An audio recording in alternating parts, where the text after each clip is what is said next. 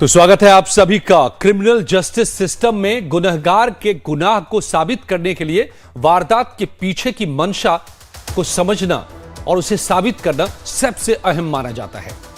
और इसी तरह पहलगाम हमले के पीछे की पाकिस्तान का असली मकसद, उसकी मंशा अब खुलकर सामने आ गई है। और इसे लेकर यूएन सिक्योरिटी काउंसिल में पाकिस्तान ने जो भारत के खिलाफ पैंतरेबाजी की कोशिश की, उससे उल्टा उसकी खुद की फजीहत हो गई है। पाकिस्तान बेनकाब हो गया है। तो आज हम आपको बताएंगे कि पाकिस्तान की वो मंशा क्या थी और कैसे उसकी फजीहत हुई है। साथ ही अपने एक्सपर्ट से यह भी समझेंगे कि क्या इसके बाद पाकिस्तान अब विश्व के पटल पर पूरी तरह से अलग थलग हो चुका है। तो असल में 15 देशों वाली सुरक्षा परिषद के अस्थायी सदस्य पाकिस्तान ने स्थिति पर बंद कमरे में एक यूएनएससी की बैठक बुलाई थी। अनुरोध किया था कि मई महीने के लिए परिषद का अध्यक्ष यूनान है। बंद कमरे में यह बैठक हालांकि सुरक्षा परिषद चैम्बर में नहीं हुई, जहां परिषद के सदस्य शक्तिशाली मेज पर बैठते हैं, बल्कि यह बैठक चैम्बर के बगल में एक कॉन्फ्रेंस रूम में हुई। तो पहले तो इसी से इस बैठक की अहमियत कम होती नजर आई। और इस बैठक में पाकिस्तान के फॉल्स फ्लैग नैरेटिव और न्यूक्लियर वॉर जैसे बयानों को लेकर के संयुक्त राष्ट्र सुरक्षा परिषद के सदस्य देशों ने पाकिस्तान को जमकर लताड़ भी लगाई। खबरों के मुताबिक इस बैठक में यूएन सिक्योरिटी काउंसिल के सदस्यों ने पाकिस्तान पर कड़े सवाल किए। हमले में लश्कर तैयबा की भूमिका को लेकर भी पाकिस्तान से ही सवाल दागे गए।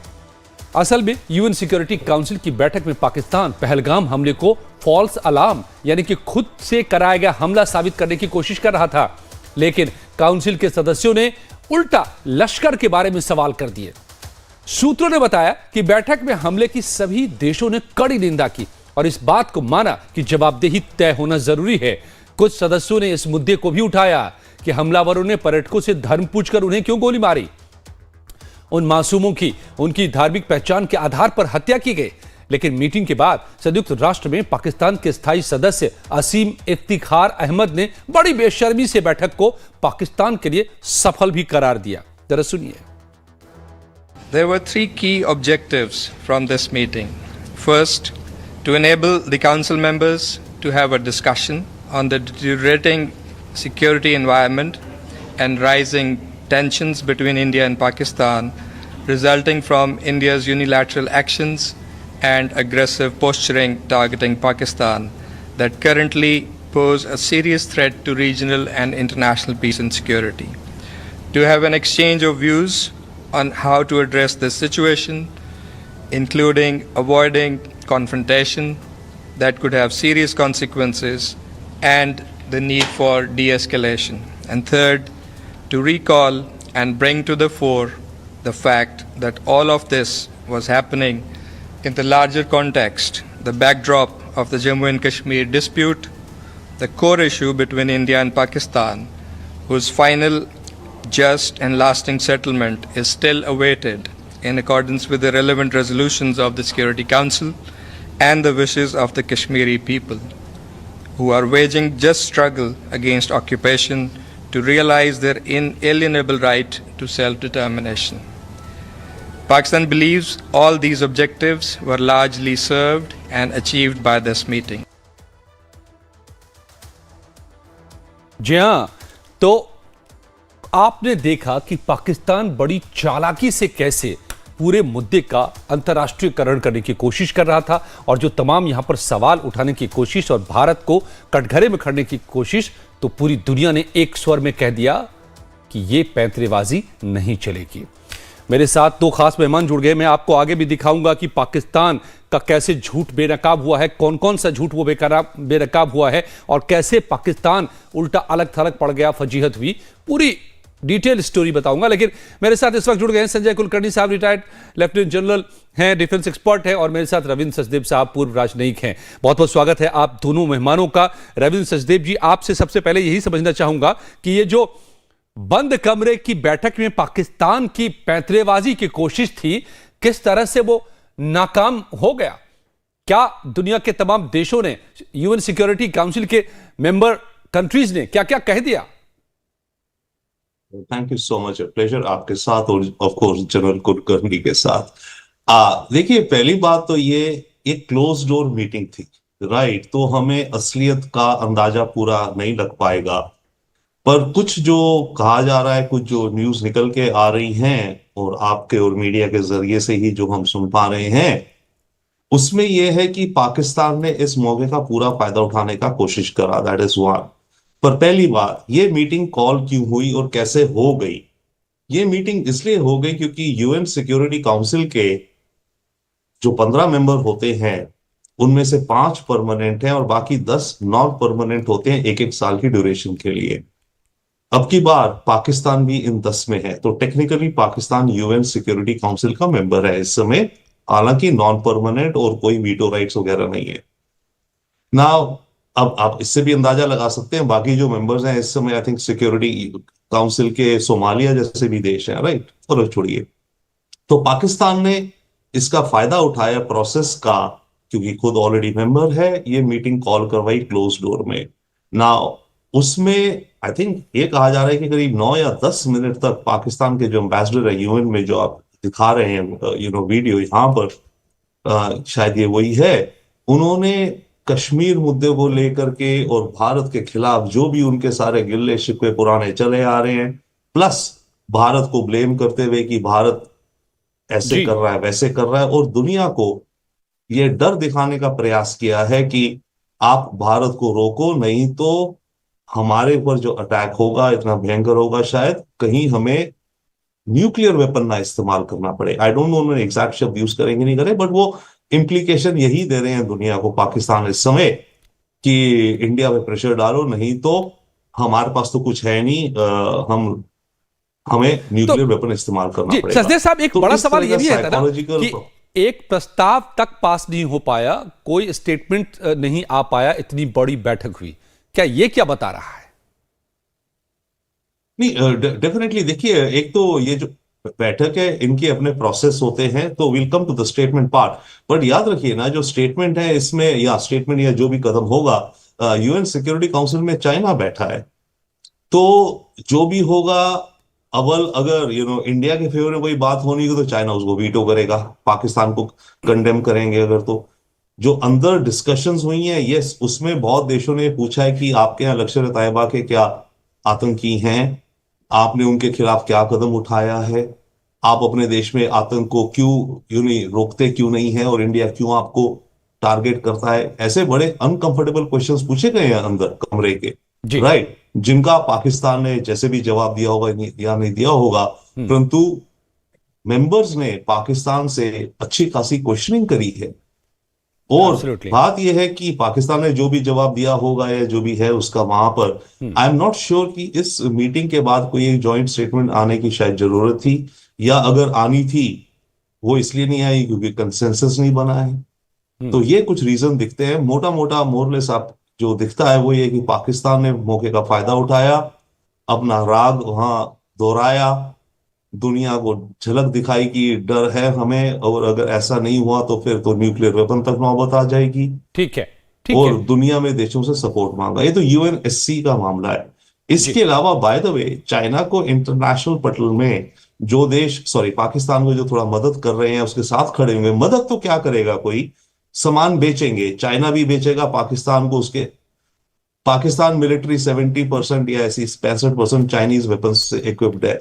अगर वॉर होती है तो उनको सप्लाई में गोला बारूद, मिसाइल्स, जो भी सारे स्पेयर्स, मेंटेनेंस वगैरह चाइना से चाहिए होंगे जी, तो वो चाइना उनको बेचेगा। इसी तरह से टर्की के भी कुछ इनके पास इक्विपमेंट्स हैं, तो टर्की भी उनके स्पेयर्स और म्यूनिशंस वगैरह देगा। तो ये इससे, लेकिन इन दो देशों के अलावा एक देश और है जो थोड़ा और बातचीत कर रहे हैं डिप्लोमेटिकली, वो है मलेशिया। जी, राइट। तो फिलहाल तो ये 2-3 चाइना के अलावा, यही 2-3 मुल्कों के अलावा कोई पाकिस्तान के साथ खड़ा नजर नहीं आ पाले में है। राइट सर, ये दो देश हैं जो पाकिस्तान की मदद, वही अगेन मैं बात कर रहा हूं, मदद शब्द गलत है, मदद इन द सेंस की वो सामान बेचेंगे, मिलिट्री सामान जो पाकिस्तान को चाहिए होगा अगर आगे जंग बढ़ती है तो। बिल्कुल, डिफेंस एक्सपर्ट भी मेरे साथ हैं, retired lieutenant general Sanjay Kulkarni साहब। कुलकर्णी साहब, क्या कल की बैठक से एक, अगर भारत के पर्सपेक्टिव से हम देखें, जितनी बातें सूत्रों के हवाले से बंद कमरे से निकलकर बाहर आई हैं, कई सदस्यों ने जो बातें कही हैं और मीडिया में जो रिपोर्ट सारी आ रही हैं, कि कहीं न कहीं पाकिस्तान की पैतरेबाजी काम नहीं आई, अंतर्राष्ट्रीयकरण जो करना चाह रहा था पाकिस्तान इस मुद्दे का और कश्मीर को जोड़ करके वो काम नहीं आया, अलग थलग पड़ता दिखा पाकिस्तान। बिल्कुल अजय, इसमें कोई शक नहीं। जैसे रविंद्र साहब बता रहे थे, यूएनएससी में पाकिस्तान अलग थलग पड़ा, ओआईसी में पाकिस्तान अलग थलग पड़ा, पूरे विश्व में पाकिस्तान अलग थलग पड़ा। पाकिस्तान हर हमेशा कश्मीर का मुद्दा उठाने की कोशिश करता है, जबकि शिमला एग्रीमेंट के बाद यह मुद्दा खत्म हो गया है। यूएनएससी में इसका 47 रेजोल्यूशन है, खत्म, समाप्त। लेकिन अब अगर शिमला एग्रीमेंट नहीं भी है, मैं क्या शिमला एग्रीमेंट नहीं, तो ये जो है ये बायलैटरली होगा। इसलिए सारे सदस्यों ने कहा कि आप भारत से बात कीजिएगा और इस मसले को सुलझाने की कोशिश है। अब जहां तक कश्मीर का मुद्दा आता है, जो बार बार जिसके जुगुलर वेन अपने उनके जो chief of the army staff है हाफिज मुनीर, मैं आसिम मुनीर तो नहीं बोलूंगा, हाफिज मुनीर, मौलाना मुनीर, जिस तरीके से बात कर रहे हैं वो, अगर चाहते भी हैं और किस तरीके से, तो पाकिस्तान को इस बात का समझ आना चाहिए कि जब 26 अक्टूबर 1947 को इंस्ट्रूमेंट ऑफ एक्सेशन साइन हुआ, उस वक्त पूरा कश्मीर भारत का था। वो जो कब्जा उन्होंने किया है वो हमारा है, हमने लेना है या उन्होंने हमको देना है। तो पाक ऑक्युपाइड कश्मीर को लेकर के जो, और वो तो कहते हैं नहीं साहब पूरा जम्मू कश्मीर एक डिस्प्यूट है ही नहीं। क्यों डिस्प्यूट नहीं है? जिन्ना जो है उन्होंने ही, जिन्ना साहब ने कहा था और बहुत साफ शब्दों में कहा था उस वक्त कि हमें रेफरेंडम नहीं कराना है, हमको रेफरेंडम नहीं चाहिए, हमें चाहिए कि जो महाराजा कहेंगे हमें मंजूर है। उन्होंने ब्लैंक चेक दिया था महाराजा को, जो आपको फिगर इस पे लिखनी है आप लिखिएगा। तो जम्मू कश्मीर हमारे कर, उन्हें मालूम था उस वक्त कि अगर वो रेफरेंडम करते हैं, चाहे शेख अब्दुल्ला उस वक्त जो थे, उनका जो मुस्लिम कॉन्फ्रेंस था और जो मुस्लिम लीग था, बार बार जिनाब उनको कहते रहे कि आप अपना जो ये पार्टी है इसको मुस्लिम लीग में शामिल किए, नहीं माने। तो उन्होंने क्या कहा कि ये बेकार आदमी है। जिन्ना ने कहा कि शेख अब्दुल्ला अच्छा आदमी नहीं है, और इसके चाहे शेख अब्दुल्ला ने बाद में अपने रंग बदले और खुद महाराजा होने की कोशिश की, वो बात अलग है, पर उस वक्त जिन्ना को लगा कि रेफरेंडम करने से फायदा नहीं होगा और पाकिस्तान रेफरेंडम हार जाएगा। तो उन्होंने खुद कहा, अब पाकिस्तान बार बार इस बात को उठाने की कोशिश करता है, उसका कोई माने नहीं रखता। 1947 से लेकर के आज तक कोई भी इसके ऊपर डिस्कशन करने को तैयार नहीं है। डिस्प्यूट है ही नहीं। डिस्प्यूट कहां से डिस्प्यूट है? वो तो हमारा है, तो वो हमने लेना है। अब कब लेना है, कैसे लेना है, वो हम देखेंगे। उसकी तैयारी हो रही है, अब उसकी इतनी बड़ी तैयारी हो रही है।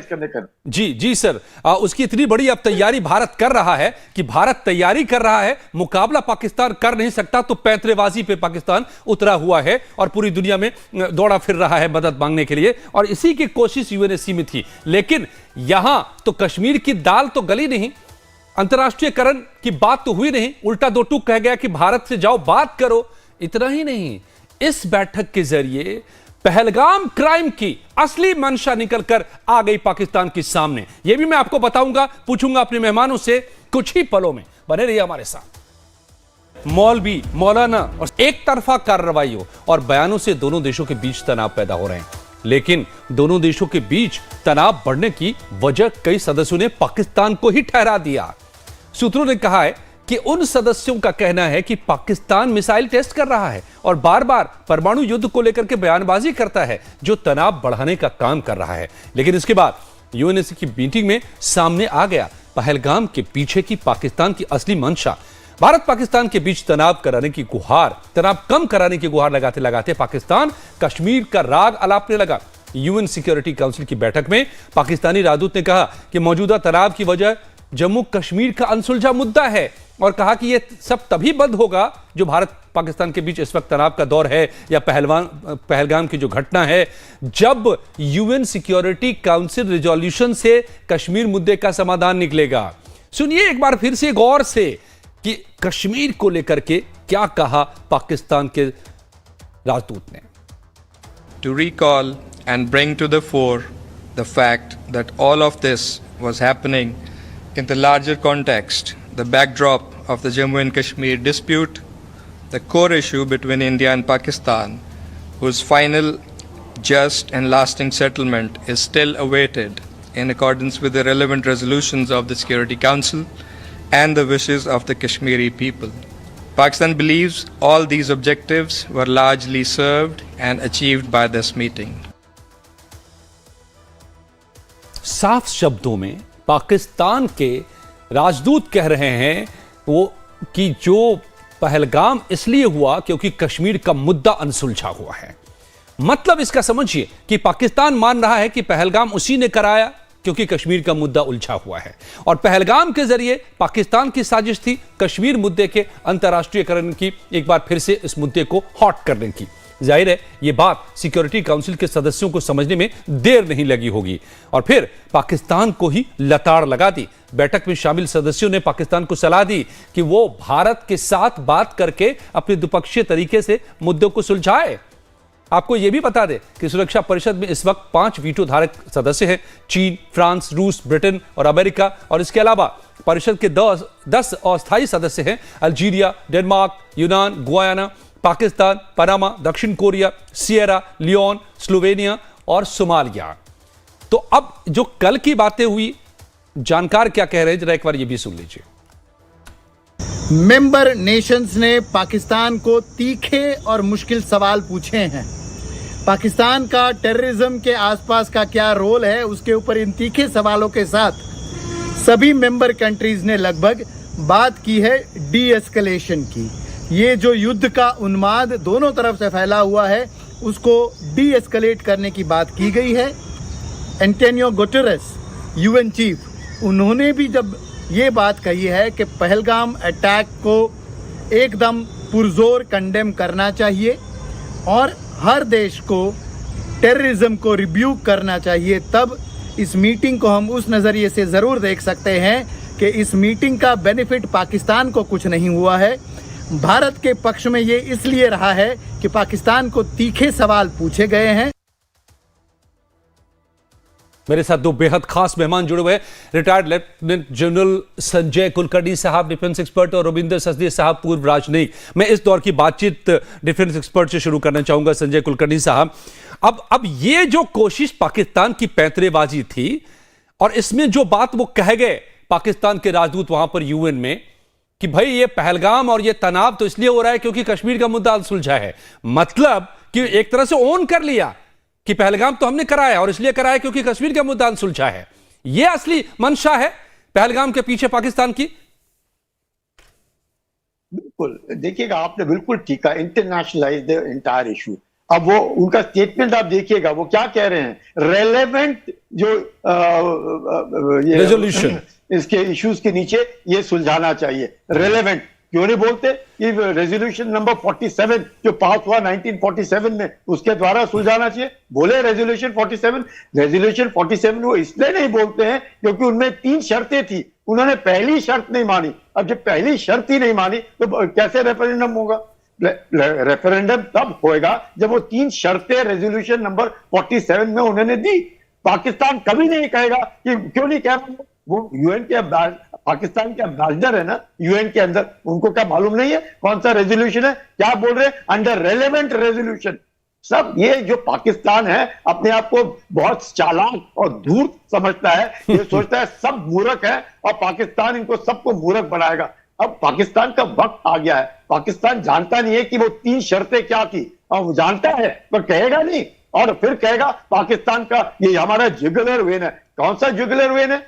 आपको जब मालूम है कि कश्मीर में अगर रेफरेंडम होना था उस वक्त 1947 का रेजोल्यूशन नंबर 47 में, तो उसमें सबसे पहले जो पाकिस्तान से लोग आए थे, जो अपने जो लश्कर आए वहां से, उन्होंने वहां से हटना है, वो तो हटे ही नहीं। वो तो सारे जितने अफरीदी स्वात वाले जो नॉर्थ वेस्ट फ्रंटियर प्रोविंस उठा करके लाए पाकिस्तान, वो तो सारे के सारे वही थे। उन्होंने पहले हटना था, पहली शर्त थी, वो तो किया ही नहीं उन्होंने। अब वो जब शर्त की नहीं तो दूसरी तीसरी शर्त तो अब शुरू ही नहीं हुई। तो जब पाकिस्तान को मालूम है, आप हमेशा देखिएगा क्या वो कोट करता है कि रेजोल्यूशन नंबर 47? कभी नहीं कोट कर। Under the relevant resolution, what is that? Under that relevant, which is that relevant resolution? तो ये जो पाकिस्तान अपने आप को जो समझने की, बताने की और विश्व को बुद्धू बनाने की कोशिश करता है, ये समझता है कि शायद लोग भूल गए होंगे। और पहलगाम में इनडायरेक्टली, डायरेक्टली नहीं बोला, इनडायरेक्टली बिल्कुल अजय साहब आप ठीक कह रहे हैं कि उन्होंने माना और क्या माना कि ये लोग जो कुछ भी आतंकवाद आज हो रहा है, जिसके सौदागर पाकिस्तान है, वो इसलिए कर रहे हैं क्योंकि वो जो मसला है वो सुलझा नहीं है। मसला कैसे सुलझेगा? मसला तो उन्होंने सुलझाना है, Absolutely. हमने थोड़ी सुलझाना है, वो तो हमारा ही भाग है जी। तो ये जो कार्रवाई पाकिस्तान करने की कोशिश कर रहा है, घूम रहा इसलिए कर रहा है, ये आज पाकिस्तान बलूचिस्तान के अंदर बिल्कुल पीछे है। उसके सालाना पता नहीं 1200 से 1500 सैनिक मारे जा रहे हैं। बलूच में तो विद्रोह भी हो गया है सर, और बलूच नेता ने तो आईना ही दिखा दिया है कि पाकिस्तान याद कर ले 71 को, जब दुनिया में सबसे बड़ा सरेंडर हुआ था। बहुत कम समय बचा हुआ है। सचदेव साहब, क्या हम ये मानकर चल सकते हैं कि आतंकवाद के मुद्दे पर दुनिया का कोई देश, और मैं आपसे समझना चाहूंगा कि इंक्लूडिंग चाइना, पाकिस्तान के साथ इस वक्त नहीं खड़ा है? यह भी कल की बात से, कल की मीटिंग से साफ हो रहा है। सर यो आपकी आवाज म्यूट है क्या? आप अनम्यूट कर ले सर। यस, सॉरी, यस, आपकी थोड़ा एको आ रहा है तो मैं पूरा समझ नहीं पा रहा हूं, but I think I have understood your question. देखिए, अंतरराष्ट्रीय उस पर चाइना तो पाकिस्तान के साथ रहेगा मोरलेस, उसका कोई हमें वो नहीं दिखता। बट मैं वापस आता हूं, जो भी है, पहले पहलगाम क्यों हुआ और जो जनरल कुलकर्णी उसकी हिस्ट्री एंड इसको बहुत अच्छे से उन्होंने ओवरव्यू दिया। इसके अलावा पूरा ये जो सारा पाकिस्तान की जुगुलर वेन है, ये है वो है, कश्मीर का इमोशनल रीजन वो कहते हैं, ये अटैक केवल एक आतंक अटैक और कश्मीर को लेके नहीं है, ये इंडिया के ऊपर एक इकोनॉमिक अटैक है। और वो इसलिए है इस टाइमिंग में क्योंकि इस समय ट्रंप की जो टैरिफ के चलते दुनिया भर में सप्लाई चेन्स हट रही हैं, खासकर चाइना से अमेरिकन कंपनीज को निकलना है। ट्रंप उन्हें पुश कर रहे हैं कि आप जहां भी जाओ, इंडोनेशिया, मलेशिया, इंडिया जाओ, काफी सारी कंपनीज उनमें से इंडिया रिलोकेट होने को तैयार है और उन्हें जल्दी करना है। ऐसे समय में ये अटैक करके वॉर लाइक माहौल बनवा के इंडिया में बना के ये जो कंपनीज की आने की सोच रही थी वो डिले कर देंगी। भाई, वॉर एनवायरनमेंट में कोई बड़ी इन्वेस्टमेंट्स नहीं सोचता है, राइट? तो अब उन्हें डिसीजन जल्दी लेने हैं, काफी सारी कंपनीज को, महीने में, 15 दिन में। तो ओके, इंडिया में ऐसा चल रहा है, चलो सेकंड बेस्ट है, मानो इंडोनेशिया, हम चले जाते हैं, अपना $500 मिलियन का प्रोडक्शन वहां लगा देते हैं, राइट? तो ये इंडिया के ऊपर एक इकोनॉमिक हिट है। ओके, सर, इतना ही वक्त था, बहुत ही इंपॉर्टेंट पॉइंट जो आप उठा रहे हैं, बढ़ेगी, इंप्रूव होगी। Right sir, right sir. I am sorry, at the same time ये चाइना को एक तरह का पाकिस्तान ने फेवर किया है। ओके, कि भाई देखो, ये मैंने हिट किया इंडिया को, तो इंडिया की इकोनॉमी के पे हिट हुआ, नुकसान हुआ होगा, और वहां के इकोसिस्टम को तो या तो चाइना से ऑब्वियसली पहले तालमेल है, कितनी है वी कैन नॉट से, बट अजम्पशन काफी है। Right sir. अगर ना भी कराओ तो पाकिस्तान अब चाइना पे जाके बोलेगा ना, देखो मैंने ये करा है, मैंने तुम्हें मदद भी कर दी है इंडिया की इकोनॉमी पे अड़चन लगा करके। लेकिन बड़ा सवाल यही है, I am sorry to interrupt you sir, हम ओवर हो चुके हैं टाइम में। क्या ये भी पैंतरा जो आप बहुत बड़ा सवाल उठा रहे हैं, ये इकोनॉमिक स्ट्राइक किस तरीके से है in favour of China, India को रोकने के लिए, क्या ये चल पाएगा? क्योंकि भारत ने भी जवाब वैसा ही दिया है, इकोनॉमिक स्ट्राइक के ही जरिए, पूरी तरह से पाकिस्तान की घेरेबंदी करके, मोर्चेबंदी करके, चारों तरफ से, समंदर से आसमान तक और जमीन तक। और उसका असर भी अब दिख रहा है कि पाकिस्तान के भीतर से ही बगावत के सुर उठ रहे हैं। तो अगले आधे घंटे में हम ये भी बात करने वाले हैं कि क्या पाकिस्तान के भीतर जो बगावत उठ रहे हैं, चाहे वो बलूच से उठ रहे हो या पाकिस्तान के और हिस्सों से, पाकिस्तान खुद ही बिखरने वाला है भारत के इस दबाव में, बिना गोला बारूद के ही। कुछ ही पलों में बात करेंगे। बात आप दोनों मेहमानों का